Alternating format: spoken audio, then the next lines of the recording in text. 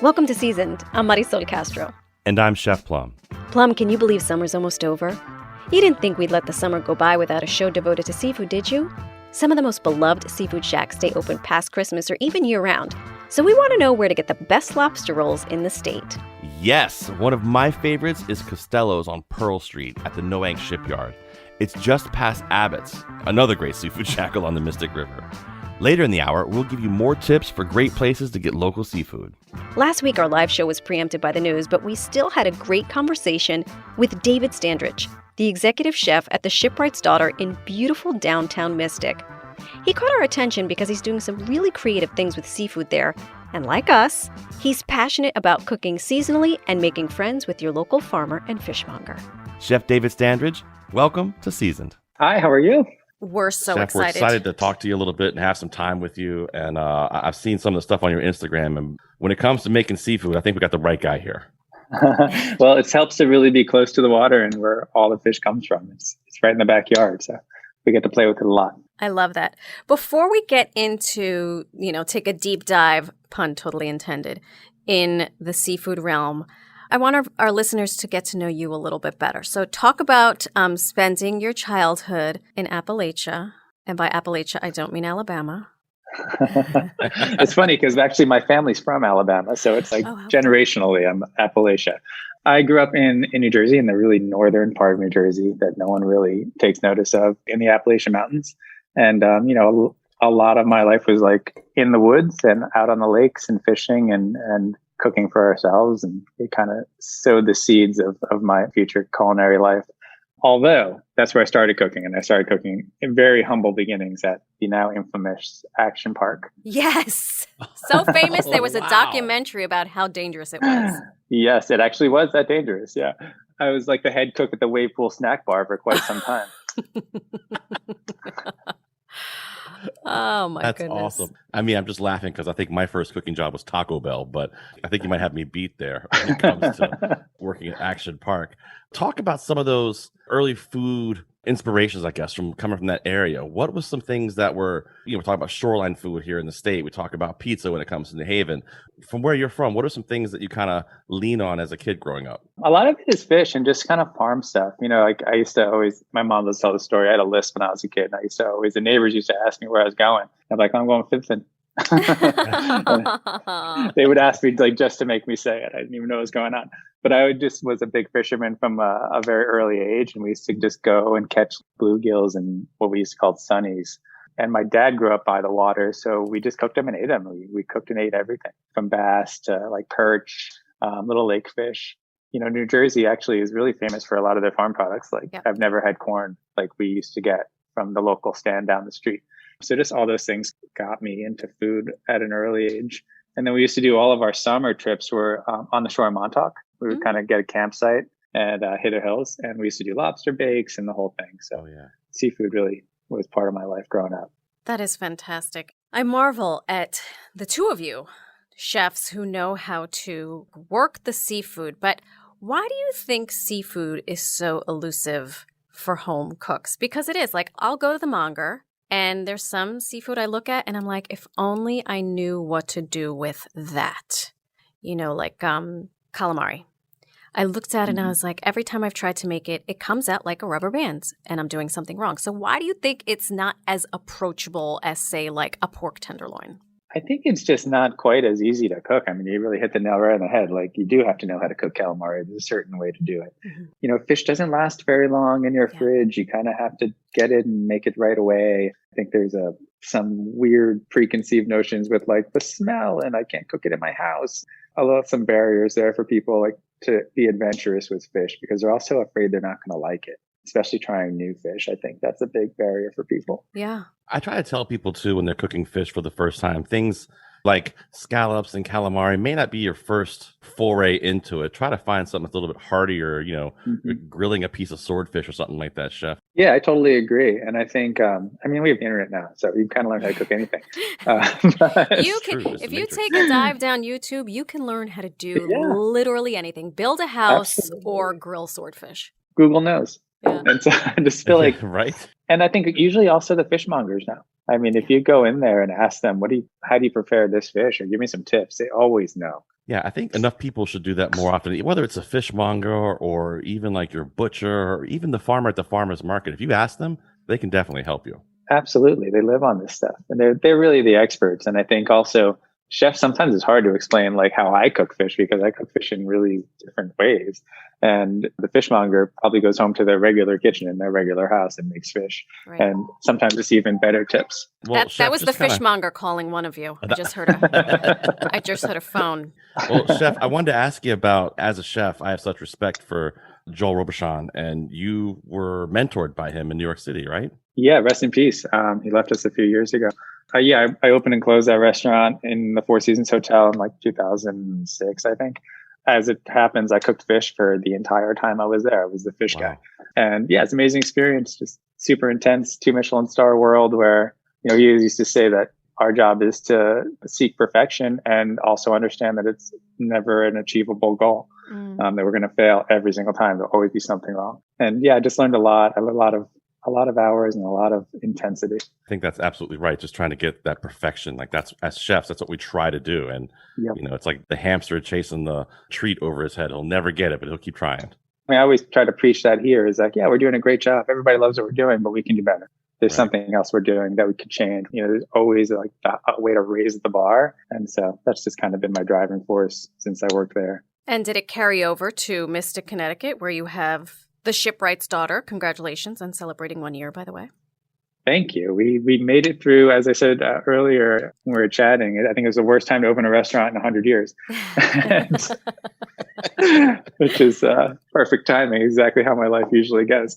But it's been amazing. The community's been really supportive. We've been so lucky here in Connecticut, and we've just been able to create something really special in a town that's pretty special already. Right. Lots of people know Mystic for its seaport. So how do you source your seafood for the restaurant?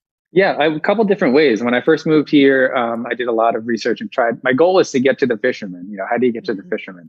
Because they're right here. In New York, you get the great fish, but you never know who caught it. But here we actually have an active commercial fishing dock. So the fishermen are really here. And what I found was there's a company called Seawell who also has some retail spots. And Aileen Whipple is the owner there. And she's just been incredible because I have kind of some higher standards, I think, than most of the local restaurants in their fish. And for a while, it was just like, okay, you bring fish and I send it back. You bring fish and I send it back. And they're like, oh no, it's Chef David, run for cover. Exactly. There was guys who would like, I'm not even going to bring this downstairs because I know you're not going to take it. So finally, I got a hold of her and she's just like, just give us a chance. Tell me what you're looking for and we'll figure it out. And so she did just a tremendous job of getting me fish at the right quality. So we used her for a long time. And we still do. But recently, I've been able to actually get a partnership going with an individual fisherman. His name is Josiah Dodge, and he's out of Westerly. And he's got a license where you can sell directly to people. It's kind of a special license. You can buy right off the boat as a restaurant. You can buy right off the boat as a consumer. That fish is above and beyond the best fish that I've ever encountered. I get fish that's still alive. It's amazing. What is his name? Because I'm writing it down. Yeah, absolutely. His name is Josiah Dodge. And he's out of Westerly. You can find him on Facebook. Yeah, Josiah Dodge. And his boat is the fishing vessel FV Edry Logan, which is his Instagram handle. Wow, look at that. It That's awesome. is so important, I think, to know with any protein, especially fish, going back to why it's so elusive for home cooks like me. But I always wonder, where is my fish coming from? And so if you have a fisherman or a monger that you trust, I think you feel better about what you're cooking. But what do you do when you don't have that fisherman/fishmonger? Like when I go to my local grocery store, it has the signage that says it's level 1, level 2, level 3, level 4. I'm like you. I talk to the fishmonger at my grocery store. He sees me coming. He's like, oh, here's this one. She's going to ask me 10,000 questions. But do you have any tips for our listeners who go to their local monger or they go to their local grocery store? What should they be asking? What should they be looking for to know that the fish they're eating or the seafood is actually fresh? I think the biggest tip is to be like you're being. You have to be the annoying customer a little bit. Mm-hmm. They're selling a highly perishable product. And so you're not always going to get the best thing right out front. Mm-hmm. And the biggest question for me that you should be asking is, where is this from? And when was it caught? Those are the two biggest questions. People don't realize how long fish has been on the shelf when they go to a supermarket. And the lifespan of a fish, there's always this old saying like fish is bad after 3 days or something like that. Fish has a hugely long shelf life if you get it fresh. We just never get it fresh when you buy it in a grocery store. Right. You just don't know how long it's been since it was caught, you know. Right. And I think Exactly. as a chef, we strive more and more to get more and more control over things. And when you can actually get fish directly from the fisherman off the boat, it definitely falls in that category of maintaining more control. But Chef, you talked a little something there I think that was important to bring up. We talked about seasonally, like cooking it seasonally. And how does, we all know what seasonal means when it comes to vegetables, but we don't talk a lot about seasonality when it comes to seafood. Can you talk about that for a second? Yeah, I mean, there's certain species that are local to the area, and most fish markets are pretty good about origin now, where they'll have a little tag that says where it was caught. And that's really important. And I would never at a fish market buy something that wasn't caught in local waters unless it just didn't have anything. I was desperate. That's the first thing that shows that it's seasonal. If it was caught locally, it's seasonal, it's fresh. Fish do kind of run in different times of year. And the less it's in season, the more likely it is from being far away, like swordfish, for instance, or tuna. You can get it in the winter, but they're not fishing for it in the winter in the North Atlantic. No one's fishing for anything. So it's probably coming from Ecuador. And, we don't really want Ecuadorian swordfish for a lot of reasons. Yeah, I have that push-pull of I try to look for local. And then sometimes I'm like, off the coast of Florida, is that local enough? If I'm crossing a big sea, and I hate to give these other countries a bad name, but it gives me pause. It really does. Yeah. It's handling for me. It's, there's nothing necessarily wrong with how they fish in some other countries. I'm sure there's really varies fisherman to fisherman and what the regulations are. But for me, if it's coming from Ecuador, how long did it take to get here? And that's definitely not fresh. And then for me, I'd rather just support local business people. Right. And my goal is really, that's the whole thing. I want to support the fishermen. I want that to be a trade and a job that is viable again. Yeah. So I really want that money to go to the people that I would like to support. That's important to me. Marisol and Chef, I used to always say to my sous chef or my chef de cuisine back in the day, I would say, how many hands have touched this before it got to us? Yeah. And with that, we are going to take a very quick break. We are talking to Chef David Standridge. He is the executive chef at the Shipwright's Daughter in downtown Mystic. We're talking seafood. We'll be right back.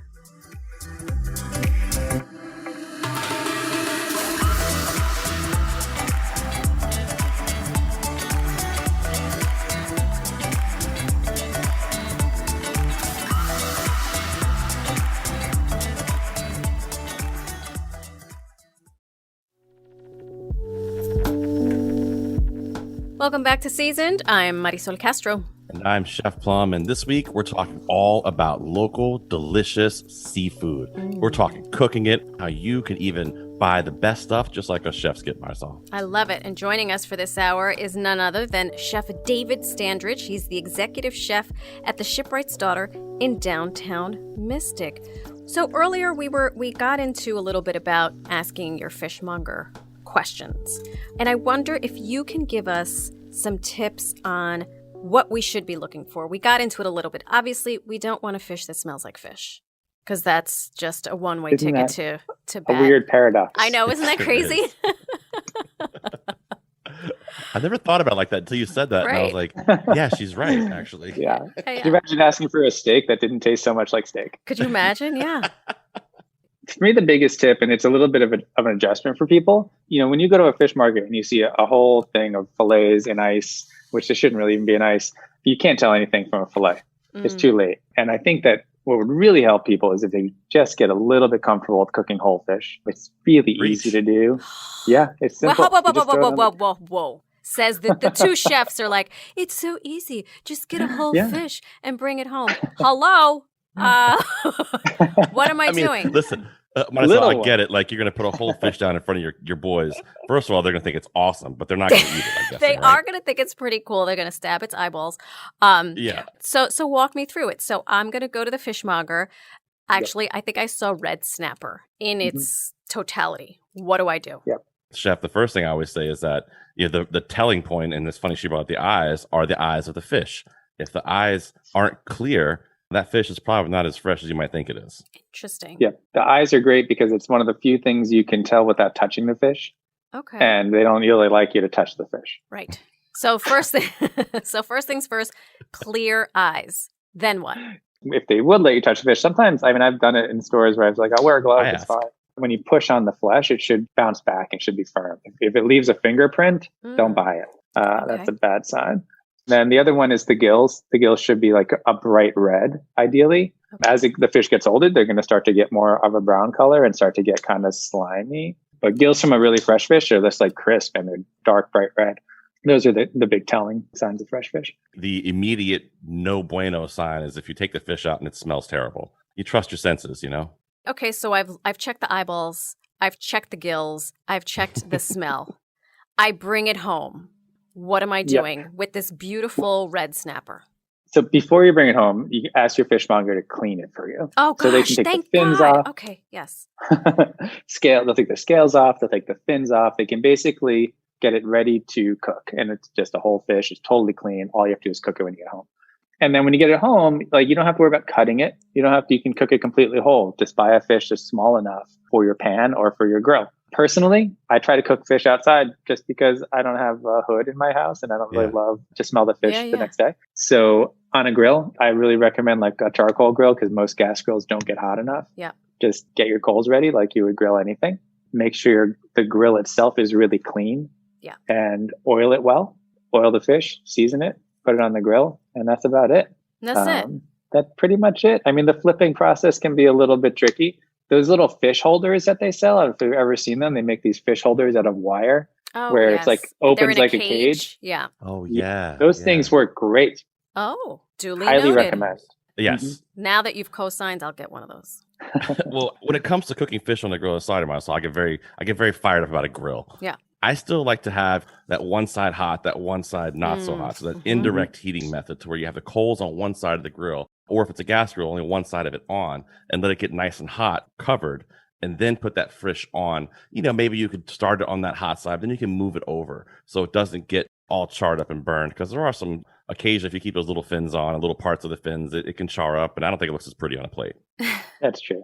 I like the charred parts of that. I just like the crispy bits. I do too, because I happen to love salmon skin. I love when it gets crisped up. Oh my God. It's like salmon bacon. It's so delicious. Okay, I have to go back to this. So I can ask the fishmonger to debone and all that business, and then just bring it home, and I'm throwing it on the grill. They're not going to debone it for you. That would be a fillet situation. Okay, we kind of do a special deboning here where it's whole but no bones, but that's not the kind of thing you'll get in a fishmonger. But they'll take the fins off and there'll still be bones in the fish, which I think a lot of people in America aren't used to, but it's not that big a deal. So they descale it. They take the, what else are they taking off? The fins? Yep. And then so I have this whole fish at home. Do I just stuff it? I mean, I'm trying to envision this at home on behalf of all my home cooks. Listen. Yeah, 100%. It doesn't have to always be on the grill either. If you don't have a great grill, if it's too cold outside and there's 9 feet of snow, get a nice big cookie sheet pan, put some parchment paper down or that wax paper. Yeah. And put your fish on there, put some olive oil on there, throw some herbs, season it up nicely, and just roast it in a 350-degree oven. And that works great too. Okay, fine. I'm holding both of you to it. Throw some herbs, put some citrus, put some other things in there to flavor it up. I'm a big herbs de Provence fan. You know, I like putting lavender and things like that. And I think it adds a lot of flavor to it. But seasoning it is key. But, make sure when you get that, they scale that for you because you don't want to scale that fish in your kitchen. You'll be fine. Right. It'll be a disaster. Although there are some fish where you can eat the scales. We do a lot of scaled on fish here. It works really well. Well, that might be a little advanced, but we can go into that next time. Well, no, I'd like to take a turn in this direction because, we have the usual suspects. Salmon, I think, is pretty approachable by a lot of people. Shrimp, tilapia. Are there other seafood that we might turn our noses up or be like, I don't know what that is, that we should be really leaning into? There are so many. And I think it's one of the things that I really want people to know about because when we talk about sustainability, it's obviously hugely important. A lot of the fish that you find, especially if you're talking about grocery store fish or bigger chain stores, they have like the major fish, the ones that everybody wants, the super popular ones. If you're doing a small fishmonger, they at least might have the ability to get some different fish. And there's a lot of really sustainable species that are delicious that you don't see on the shelves. Yeah. Porgy is a big one locally. There's so many porgy out there. They're Delicious also called fish. scup. Just a great fish, easy to cook. They have some bones in them, but all fish have bones. Hmm. They're also really inexpensive. That's the other thing. Right. That some of these underutilized species there's a whole nother side of this discussion about, the affordability of fish and, how people can get fish that aren't necessarily at a high income level.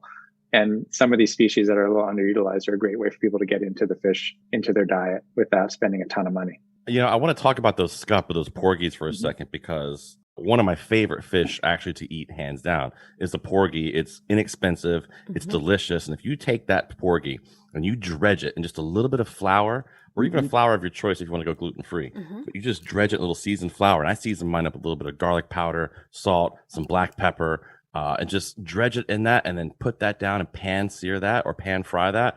What a delicious sandwich porgy makes. I'm telling you, it is so good and it's so simple.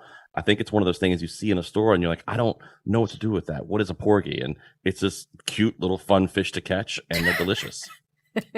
It's a fun fish to catch. It is. I love them. That's a true story. Let's see. All right. Plum and I were talking the other day about sea robin. Oh, yeah. Oh, yeah. I love sea robin. It's a weird looking fish, I have to say. Yes. It's actually, it's got a weird face. A couple of fish with weird faces. But sea robin to me, and this is going to turn everybody off, but it kind of looks like a puppy. Oh. So I was going, What? Oh, it's sea puppy. Okay, We time call out, it time out, time out. It looks nothing like a puppy, and under its dorsal fins, it has these weird talon things that come out. If These little feelers. If sea robins came down on a spaceship, we'd all would run for our lives. It's It's not a true. puppy. We would not. The face play looks catch. puppy. We would not play It's catch got with a it. snout. Well, And it kind of barks when you catch it, quite frankly. th- It makes these weird barking sounds. This is unbelievable. Now that I've become emotionally attached to the sea robin, how do I cook it? Yes. Same like any other fish. Honestly, it's a white flesh fish. It's like a little meatier than something like fluke or halibut would be, but it's perfectly mild and sweet and delicious. It eats the same things that fluke and a lot of sea bass and all those kind of northeastern, deeper in the water fish eat. And it's easy. Just fillet it. That's how I'd recommend it. Or you can just cut the tail off actually and just eat the tail on the bone is a delicious way to do it. Pan roasted. You can cut the fillets and fry. Also, it's actually become a really popular fish and chips fish in England. Oh. But hasn't quite crossed the pond yet. I don't think of it much as a lot of meat on that fish, but I hear a lot about the tails, so that's interesting. There's quite a bit actually. The fillets are pretty thick. It's just the head is quite large and it's quite bony, so you can't use a head for anything. But we love it. We don't get much of it, unfortunately. We've got the sea robin. We've got the porgy. Any other fish that we some of the more overlook? sustainable ones locally are obviously shellfish like scallops, oysters. Redfish is a good one. Red perch. It's an ocean perch. Delicious again. A lot of these fish too, people are like, what is it like? Well, it's like delicious fish. There's not that's what it's like. They're not, there's really, when you're talking about white flesh fish, there's a pretty similarity there in what they taste like. They're all mild. You can pretty much do the same things with them. They're very interchangeable.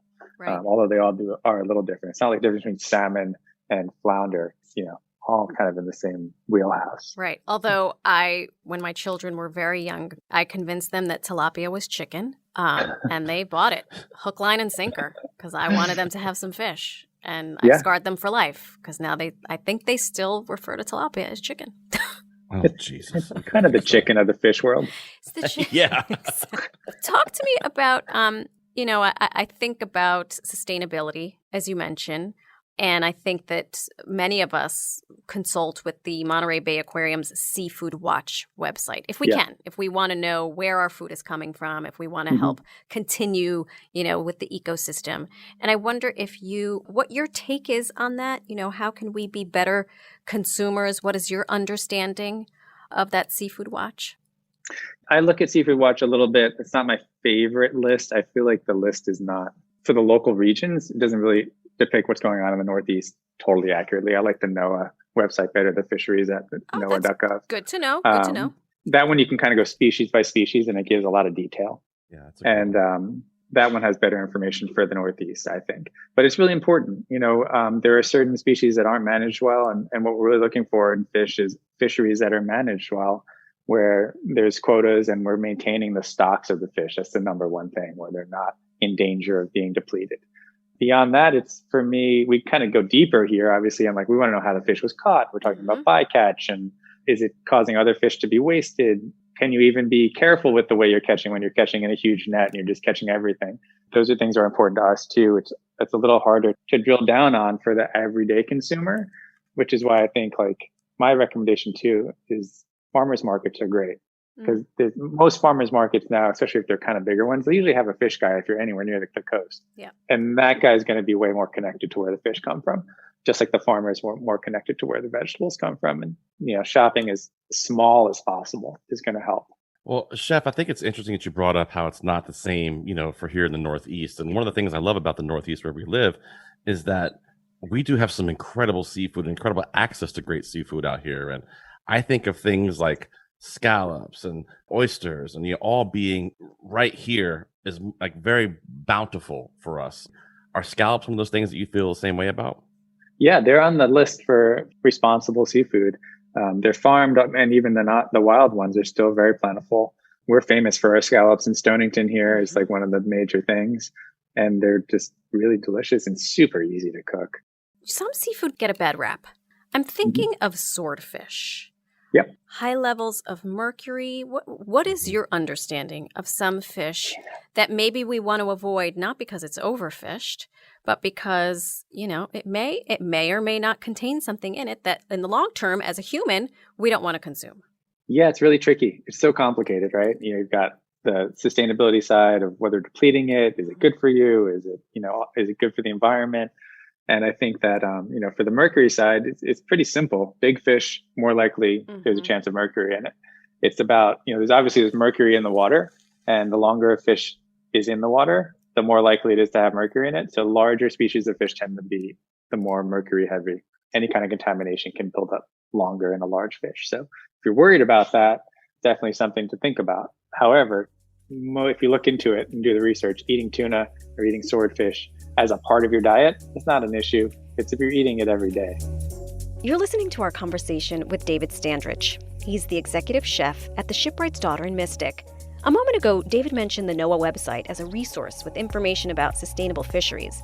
NOAA stands for the National Oceanic and Atmospheric Administration. Their website is noaa.gov. Their user-friendly database of sustainable fish species can be found at fishwatch.gov. I'm Marisol Castro. And I'm Chef Plum. Coming up, we'll talk chowder and lobster rolls with David and spend a couple of minutes getting recommendations from a local author who wrote a book about New England seafood markets. He's also written about seafood shacks for our region in Yankee Magazine. This is Seasoned. We'll be right back.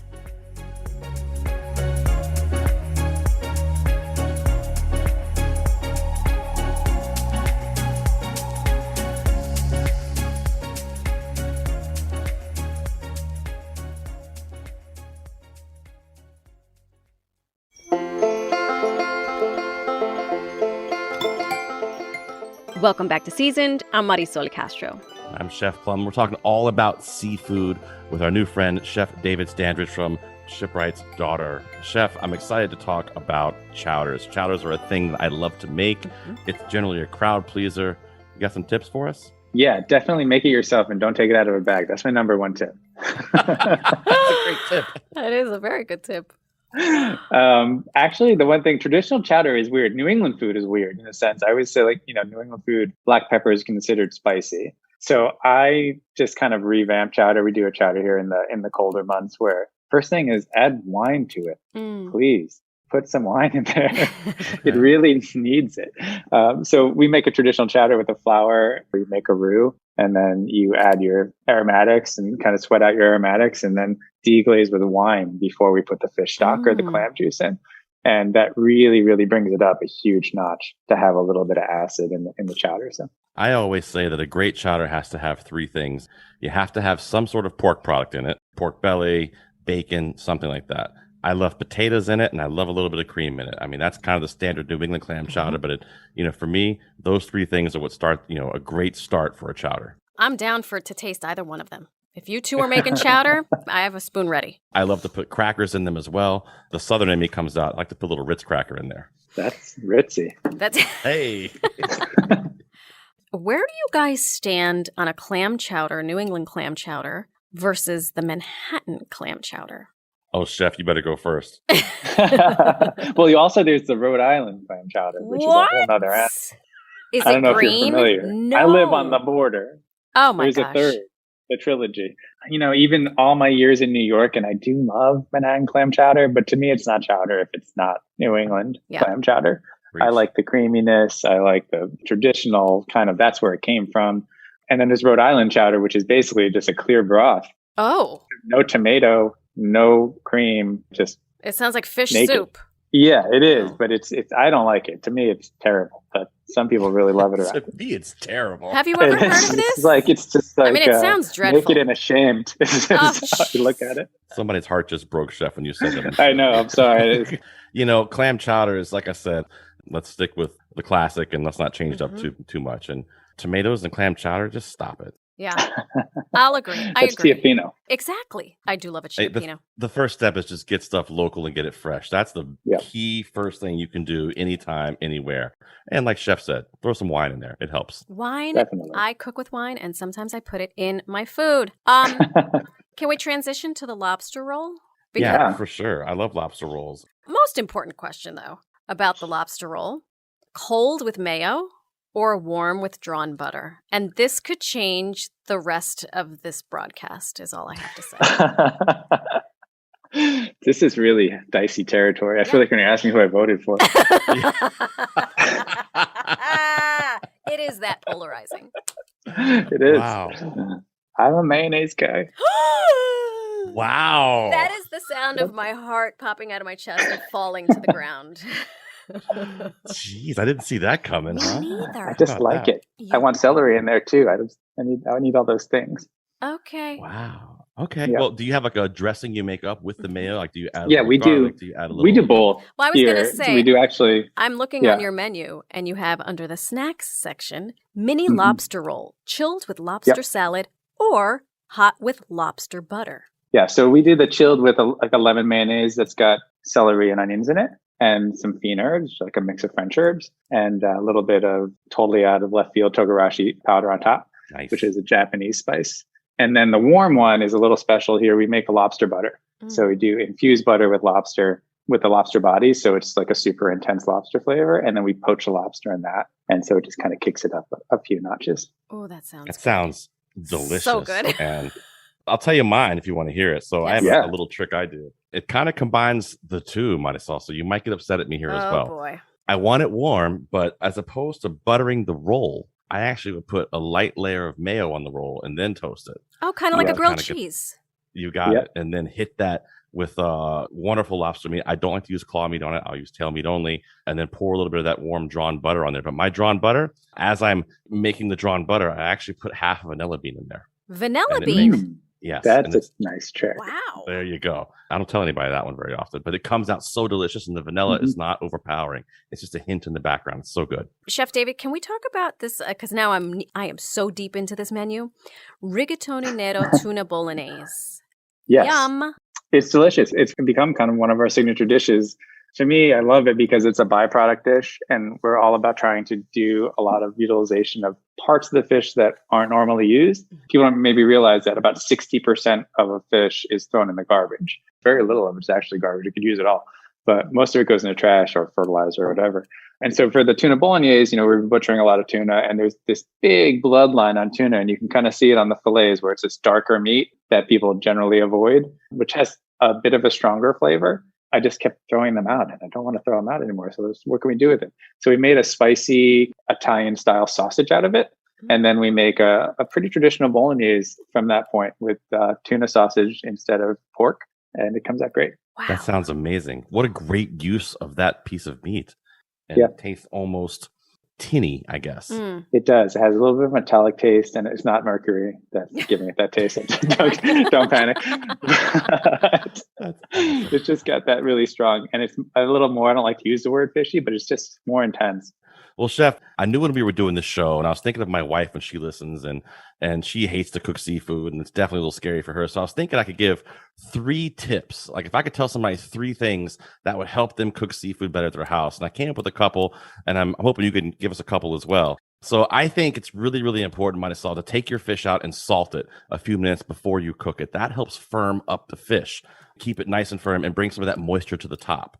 Also, I think patting the seafood dry before you cook it, what that does is it helps get that beautiful color on the outside, that sear on the outside. If you don't pat it dry and you put it in there wet, it will steam and get that kind of gross grayish color that none of us like. So make sure it's dry. And then also, friends, buy an extra piece of fish. And here's why, because no 2 pieces of fish ever cook the same, and there's no real exact science to it. So you have to be a little touchy-feely with it to know. So touch it, feel it, kind of prod it a little bit. So if you have that extra piece, you've got enough for everybody besides the one you took apart with your hands and fingers. So that's the 3 easiest things I can tell somebody who's getting into fish cookery at their house. Chef, what do you think?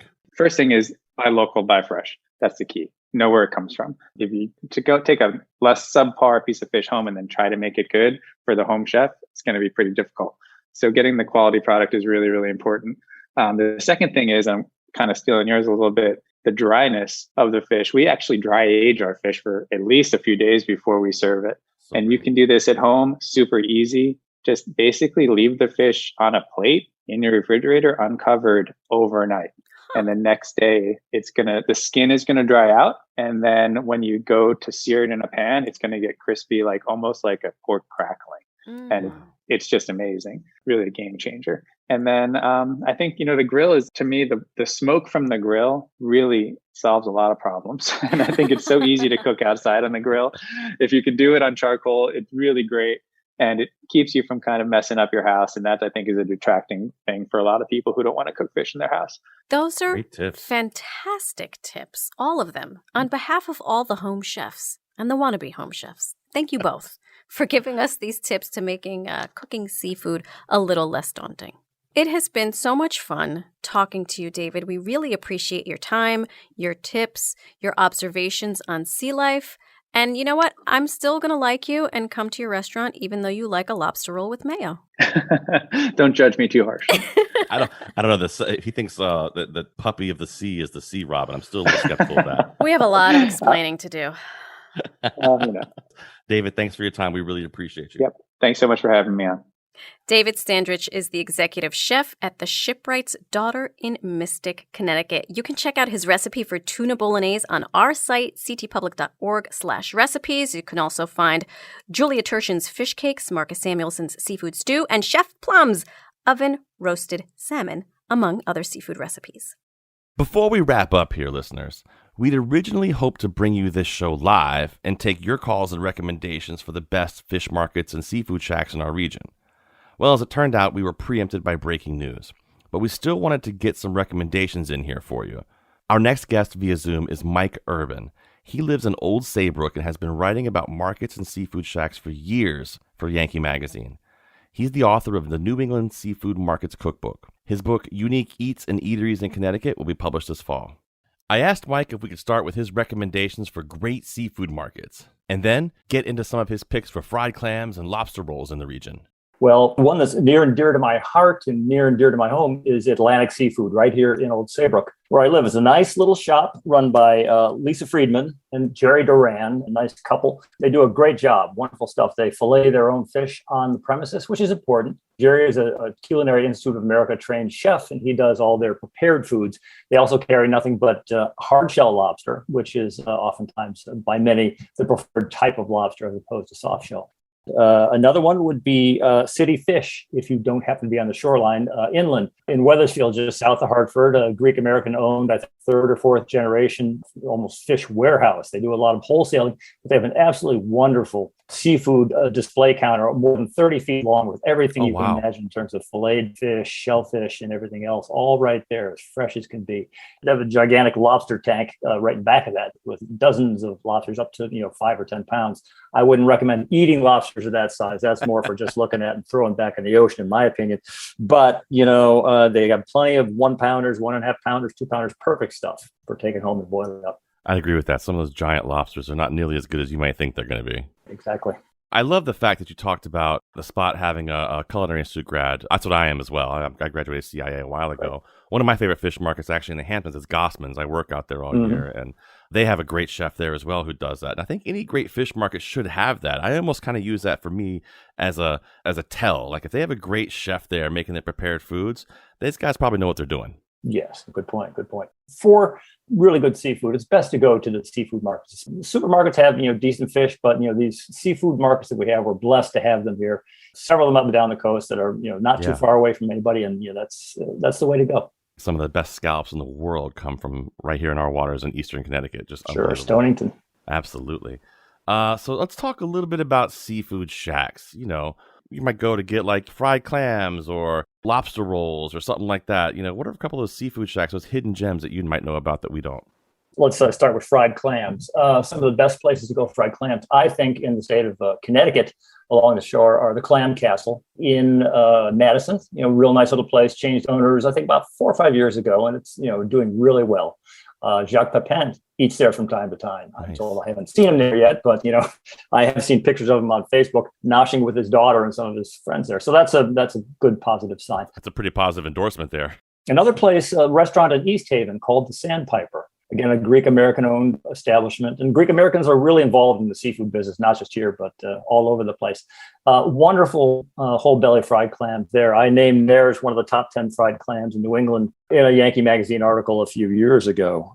Great spot there. Lenny and Joe's, always a good solid staple, also in Madison and in Brantford. And then there's Sea Swirl and Mystic. Wonderful little spot. Sounds like an ice cream place. It is an ice cream place in an old Carvel stand, but they do great deep fried seafood there. Also fish and chips as well. That's the other thing I would recommend there. I love Costello's in Noank. That's one of my favorite spots too. And that's the sister shack of Abbott's, where you get lobster, and Costello's, you get all the deep fried seafood there.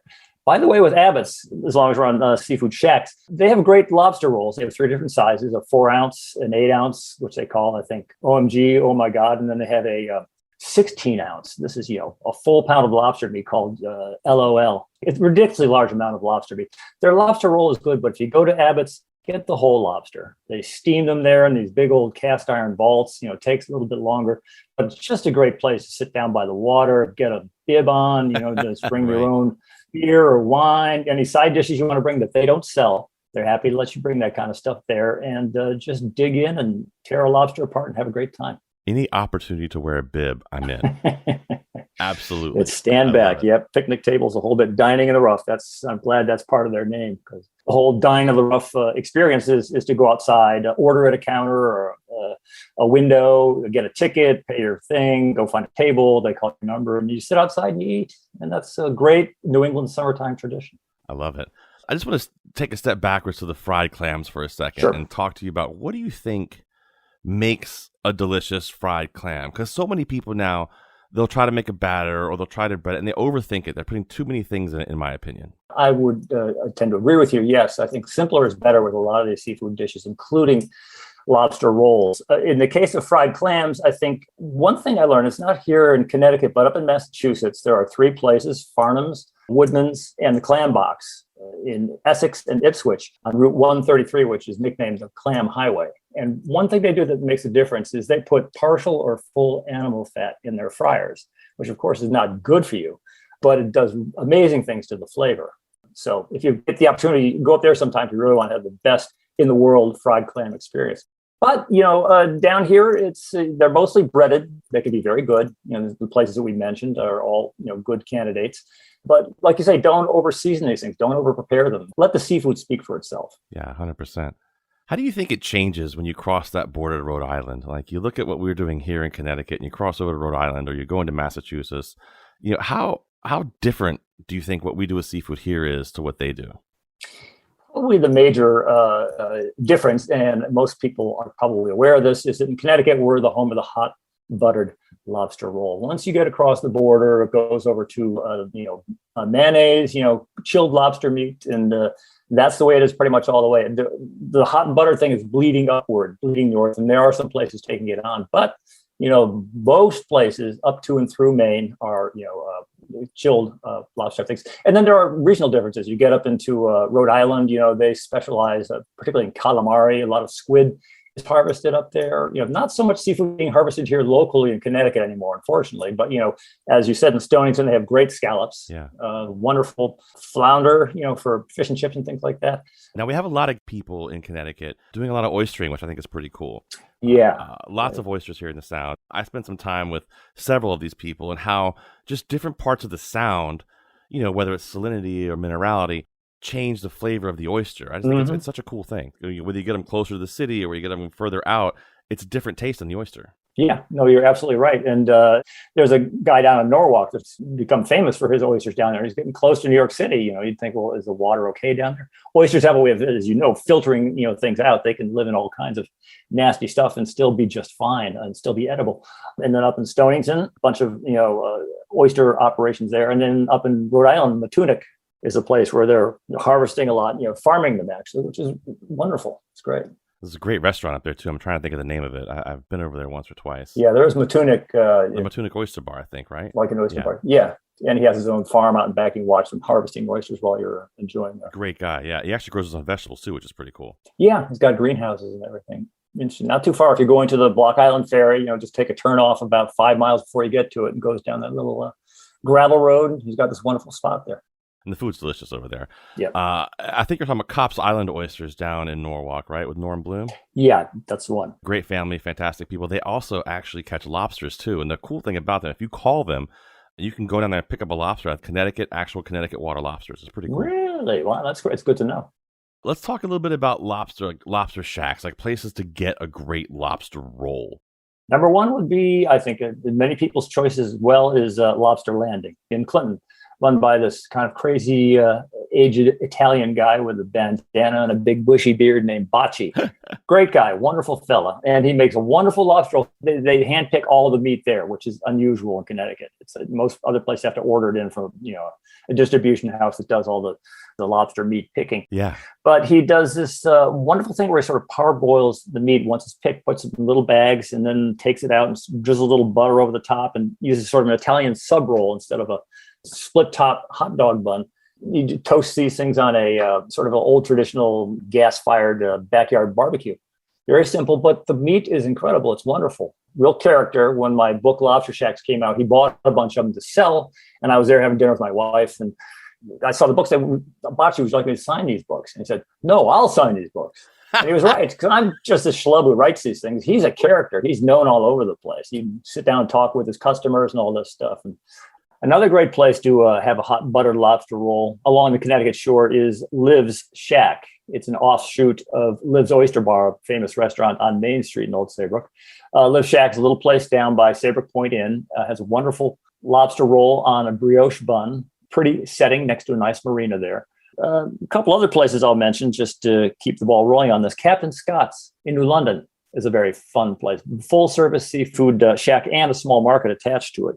And right next in the shadow of downtown New London, all kinds of great seafood there. And a thin little strip of land between the Amtrak tracks, the trains run between Boston and New York, and a little commercial marina next door to it.